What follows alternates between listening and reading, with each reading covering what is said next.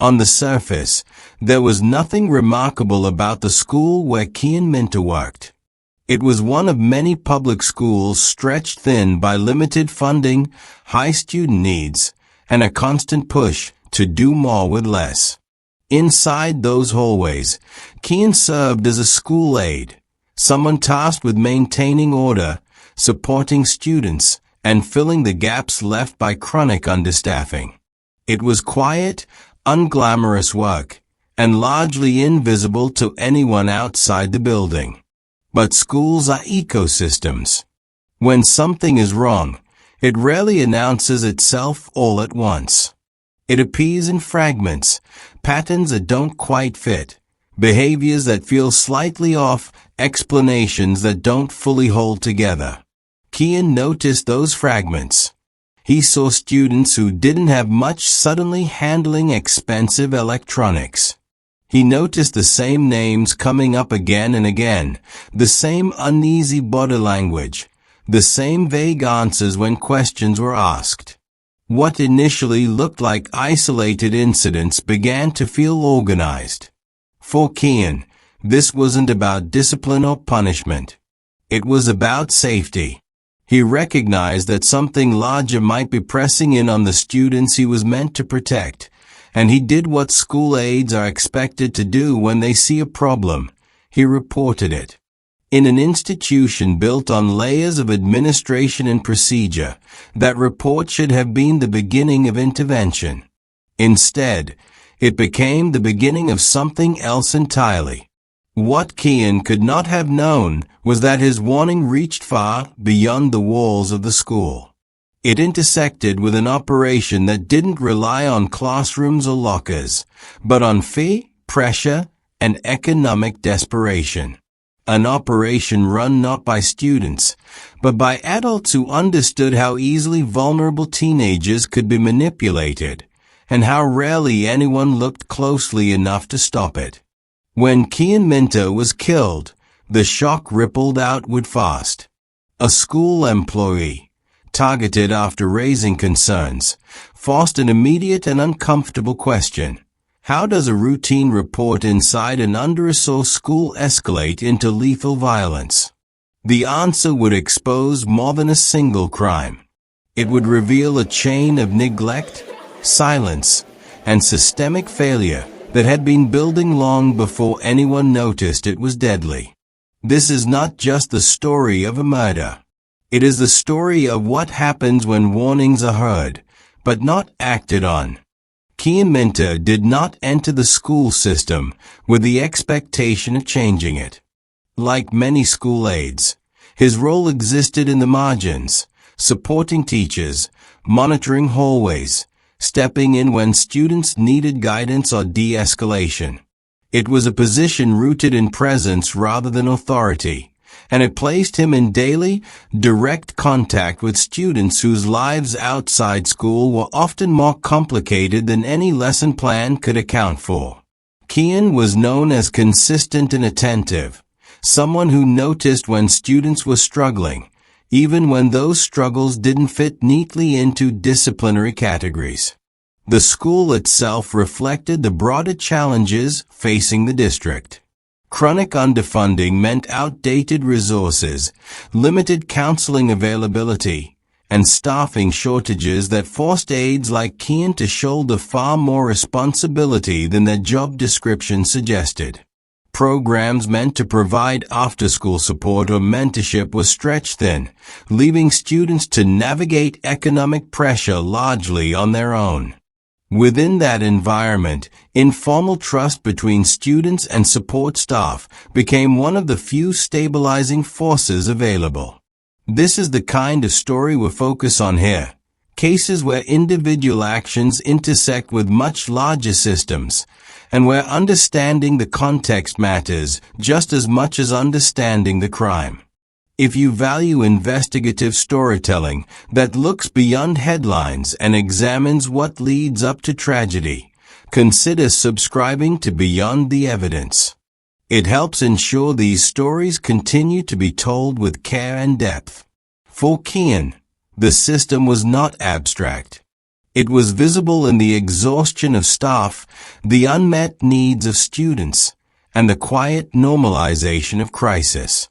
When students confided in him, it wasn't because he had power, but because he listened.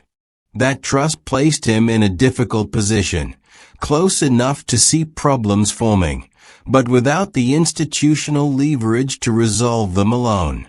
In a school already operating at its limits, warnings did not always trigger urgency. They entered a pipeline crowded with paperwork, delayed responses, and competing priorities. Kian's concerns would move through that same system, shaped by its constraints. And as later investigations would reveal, those constraints were not just inconvenient, they were dangerous. Within the school, Kian Minta occupied a space that was neither fully authoritative nor entirely informal. Students saw him as someone approachable, an adult who was present in their daily routines but not removed by a desk or title. For teenagers navigating unstable home environments, financial stress, or inconsistent support, that kind of presence mattered. It created a sense of safety that allowed conversations to happen quietly, without fear of immediate punishment. Many of the students Kian worked with were carrying pressures that extended far beyond the classroom. Economic insecurity shaped their decisions in ways that were often invisible to administrators, but impossible to ignore on a personal level. Some students balanced school with part-time work, others contributed directly to household expenses, and many understood that falling behind academically could have immediate consequences at home.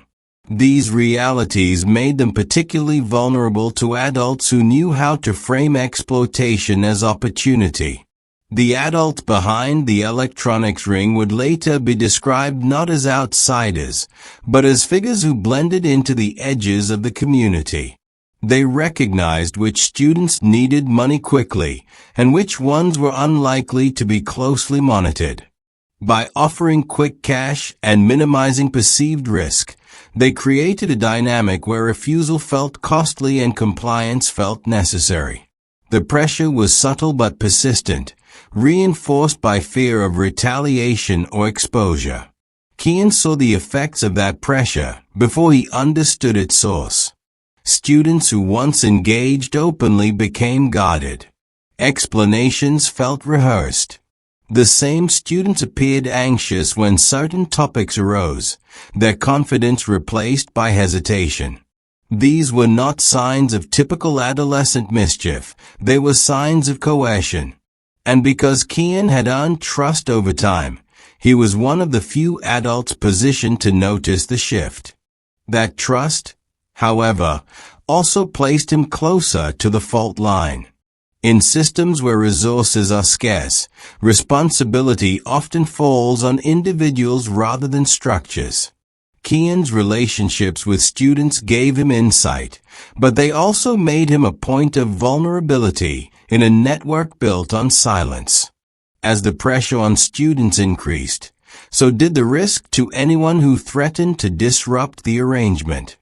The moment that shifted everything did not arrive with urgency or spectacle. It came through routine observation, patterns that had become too consistent to ignore. Kian Minta began documenting what he was seeing: multiple students in possession of high-end electronics that didn't align with their financial circumstances, stories that changed when questions were asked, and an undercurrent of anxiety that followed certain interactions. Taken alone, each detail might have seemed explainable. Together, they pointed toward something organized. Kian followed protocol. He raised concerns through the appropriate internal channels, flagging the possibility that students were being coerced into selling stolen devices. The language was cautious, focused on student safety rather than criminal accusation. It was the kind of report designed to trigger further review, not alarm. But in a system already overwhelmed, caution often translated into delay. Early warning signs surfaced quickly after the report circulated. Students became more withdrawn. Attendance patterns shifted. Some avoided areas of the school where they previously felt comfortable.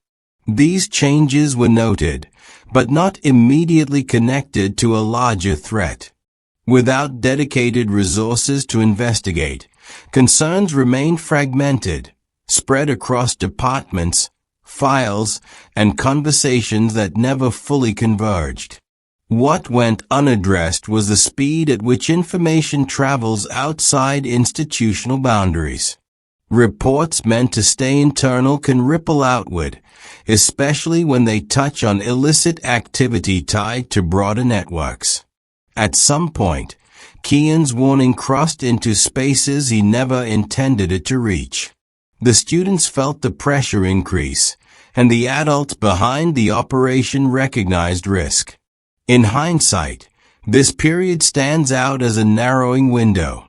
There was still time to intervene, to protect both the students and the person advocating for them. But early warnings depend on action, not acknowledgement. And as days passed without decisive response, the situation quietly escalated, setting the stage for consequences no one inside the school was prepared to face. Word count, 571. Transition note. This section marks the shift from observation to formal action, leading directly into the next part where pressure intensifies and the consequences of inaction culminate in the crime itself. After the report, the atmosphere changed in ways that were difficult to measure but impossible to miss.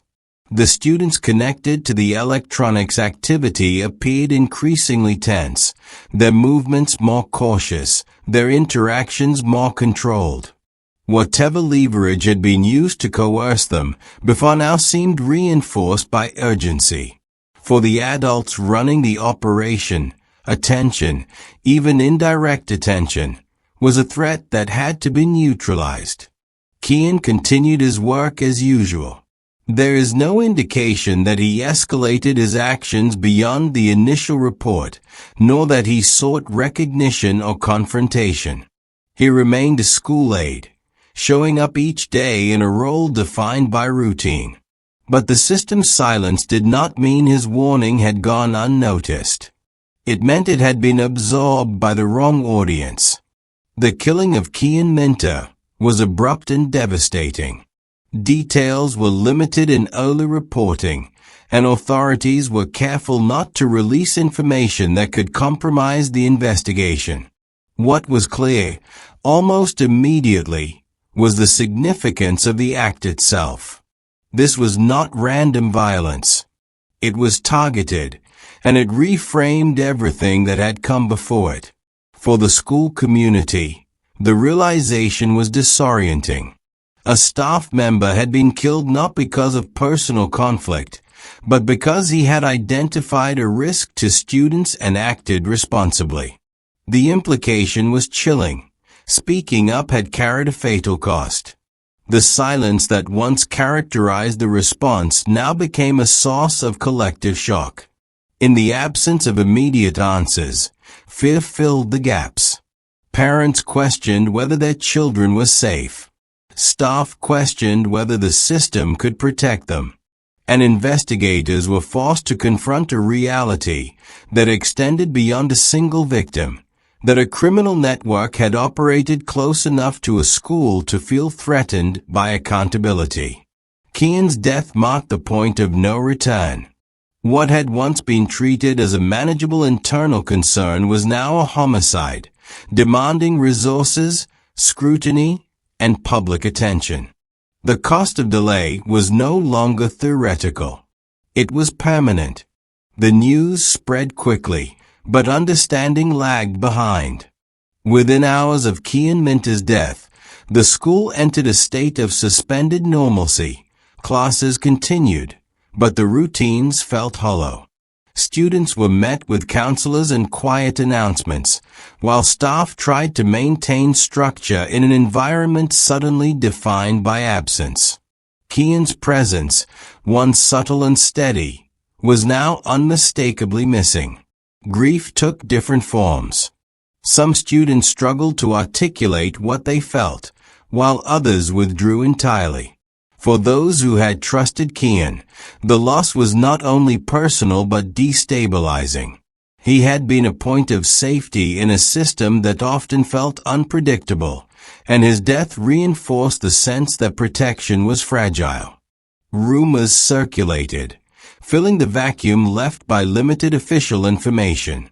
Public statements followed, offering condolences and assurances of cooperation with law enforcement. District officials emphasized that the incident was under investigation, urging calm. But behind those words was a growing unease. Questions surfaced quietly among staff and parents alike, about whether warning signs had been missed, whether enough had been done, and whether this outcome could have been prevented. For investigators, the aftermath created urgency and pressure. A school employee had been killed, and the context suggested more than an isolated act of violence. The case demanded answers not just about who was responsible, but why Kian had become a target at all. That question would soon redirect the focus away from the school itself and toward a broader network operating in its shadow. In the days that followed, grief gave way to scrutiny. What had once been treated as tragedy alone began to feel incomplete without accountability. And as detectives moved deeper into the case, it became clear that Kian's death was only the most visible consequence of a much larger failure. Word count 501. Transition note. This section captures the emotional and institutional shock following the killing, setting the stage for the investigation's deeper dive into the criminal operation and the systemic vulnerabilities that allowed it to exist. Once the investigation moved beyond the immediate circumstances of Kian Minter's death, its scope widened rapidly. Detectives began tracing the activity Kian had reported, starting with the electronics that had first raised concerns inside the school. Serial numbers, resale records, and informal marketplaces pointed toward a pattern that extended well beyond student behavior. What initially appeared as petty theft began to resemble a coordinated operation. As evidence accumulated, a clearer picture emerged. The stolen electronics were being funneled through a small group of adults who relied on teenagers as intermediaries. These adults avoided direct exposure by exploiting students' financial insecurity, offering cash that felt immediate and necessary. The students absorbed the risk, while the organizers remained insulated, until scrutiny closed in. Interviews with students were careful and deliberate. Investigators recognized that many were not perpetrators in any meaningful sense, but participants under pressure. Accounts described coercion that escalated over time, expectations framed as favors, then obligations, then threats.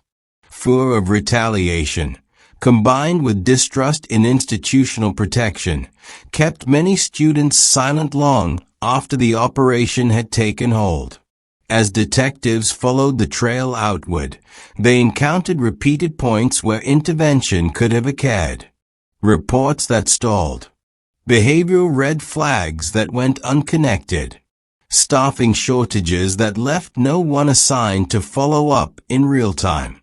The investigation began documenting not just criminal actions, but structural weaknesses, gaps that allowed exploitation to function openly near a school without detection. Kian's report resurfaced repeatedly in case files, not as an afterthought, but as an early intersection point. It was one of the first formal acknowledgments that something larger was happening. Investigators now understood that his actions had threatened the operation's stability. Removing him had been a calculated decision, designed to preserve silence. By the time arrests were made, the case had transformed. It was no longer solely about a murder or even an exploitation ring. It was about how easily vulnerable populations could be used when systems failed to protect them, and how accountability often arrived only after irreversible harm. The arrest brought a measure of clarity, but not closure. Legal proceedings focused on the adults who orchestrated the exploitation ring, outlining their methods and the extent of the harm. Charges reflected not only theft-related offenses but the coercion of minors, reframing the case as one of abuse of power rather than simple criminal enterprise. Still, the courtroom outcomes could not account for the damage already done. Attention soon shifted toward the school district itself. Investigative findings forced administrators to confront uncomfortable truths about understaffing, delayed responses, and fragmented oversight. Internal reviews acknowledged that warning signs had been logged but not synthesized, leaving no clear line of responsibility. What emerged was a portrait of a system functioning exactly as it had been built, reactive, overextended, and unable to protect those operating within it. Public pressure intensified. Community members demanded explanations, not reassurances. How could a school employee raise legitimate concerns and be left exposed? Why was support staff positioned to identify risk but not backed by protective protocols? These questions pushed the district toward action, not as an act of reformist ambition, but of necessity. Policy changes followed. The district announced increased funding for student support services, revised reporting procedures, and expanded coordination with law enforcement when external threats were suspected. Training programs were restructured to emphasize early pattern recognition and cross-department communication. These measures were presented as progress, though many noted they came only after tragedy forced their adoption. Kian Minter's name became inseparable from these changes, not as a symbol chosen for ceremony, but as a reminder of what systemic failure costs when it goes unaddressed. Accountability, in this case, extended beyond individual guilt. It settled uncomfortably on institutions that had long normalized operating at the edge of risk. Word count, 614. Transition note. This section examines the fallout and structural responses to the crime, preparing the ground for the final reflection on Kian Minter's legacy and the broader implications of ignored warnings. When the case finally receded from headlines, what remained was not a sense of resolution, but a reckoning. Kian Minter's death could not be separated from the conditions that made it possible. He did what institutions ask of their workers. He noticed, he documented, and he reported. The failure came not from action, but from what followed, and from what did not. His story illustrates how neglect rarely appears as a single decision. It accumulates quietly, through understaffed programs, delayed responses, and the normalization of risk. By the time consequences surface, they often feel sudden, even though the warning signs were present all along. Kian became the cost of that normalization. The district-wide changes that followed were necessary, but they arrived too late to protect the person who helped expose the problem. For the students involved, the outcome carried mixed weight, relief that the operation was dismantled, and the burden of knowing that speaking up had consequences. For the community, the case challenged long-held assumptions about safety, responsibility, and whose voices are truly protected. Stories like this demand more than passive consumption. They ask listeners to consider where systems in their own communities may be relying on silence to function. If a warning were raised today, would it be acted on, or absorbed and ignored until the cost was irreversible? If this case resonated with you, Consider how awareness turns into accountability. And if you believe these stories matter, sharing them helps ensure they are not forgotten.